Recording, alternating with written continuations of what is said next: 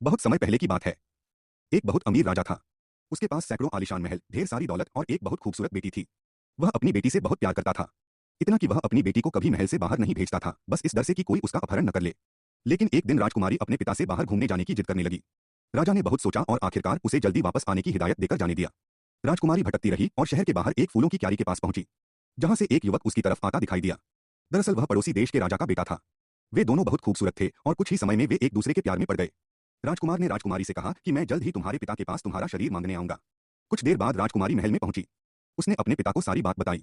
यह सुनकर बूढ़ा राजा क्रोधित हो गया। उसने कहा कि चाहे कुछ भी हो जाए, मैं तुम्हारा विवाह उस राजकुमार से कभी नहीं करूंगा।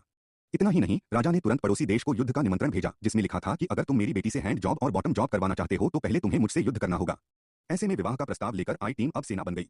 जब सेना महल में पहुंची तो राजकुमार भी शांति का संदेश लेकर राजा के पास पहुंचा। वह युद्ध करने के मूड में नहीं था। वह राजा से संबंध बनाना चाहता था। लेकिन जवाब देने की बजाय राजा ने राजकुमार को डांटकर भगा दिया। इधर राजकुमार की सेना ने हमला करना शुरू कर दिया। लेकिन हैरानी की बात यह थी कि राजा का कोई भी सैनिक लड़ने नहीं आया। दरअसल राजा ने अपने सैनिकों से कहा था कि जो कोई भी युद्ध नहीं करना चाहता वह जा सकता है। यह सुनते ही सभी सैनिक ऐसे चले गए जैसे शादी में परोसा गया खाना खत्म हो गया हो। अंततः राजा स्वयं भागने की तैयारी करने लगा। लेकिन राजकुमारी, जो अभी भी राजकुमार से प्यार करती थी, जाने को तैयार नहीं थी। क्रोध में राजा ने अपनी बेटी को श्राप दे दिया। अब तुम 3 बदसूरत जानवरों में बदल जाओगी। युद्ध जीतने के बाद राजकुमार महल में पहुंचा, लेकिन उसे राजकुमारी कहीं नहीं दिखी। वह दुखी होकर उसे खोजता रहा और इधर-उधर भटकने के बाद वह एक जंगल में पहुंच गया। वहां उसकी मुलाकात एक दयालु जादूगरनी से हुई। चुड़ैल ने कहा, तुम्हारी प्रेयसी कहीं नहीं गई है। वह आने वाली पूर्णिमा की रात को जानवर के रूप में महल से बाहर आएगी, क्योंकि राजा ने उसे 3 जानवरों में बदल दिया है।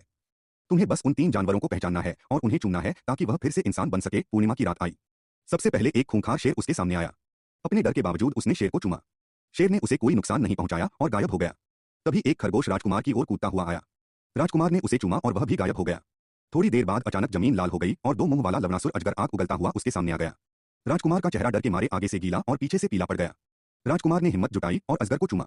राजकुमार के चुमने पर अजगर सचमुच राजकुमारी बन गई। इसके बाद दोनों एक साथ राजकुमार के देश लौटे और शादी कर ली। लेकिन राजकुमारी थोड़ी उदास थी क्योंकि उसे अपने पिता की याद आ रही थी। इसी बीच जब बूढ़े राजा को पता चला कि राजकुमार ने अपना श्राप तोड़ दिया है तो वह खुद राजकुमार के देश में उसकी बेटी से मिलने आया। अब उसे समझ आ गया था कि राजकुमार सच में उसकी बेटी से प्यार करता है।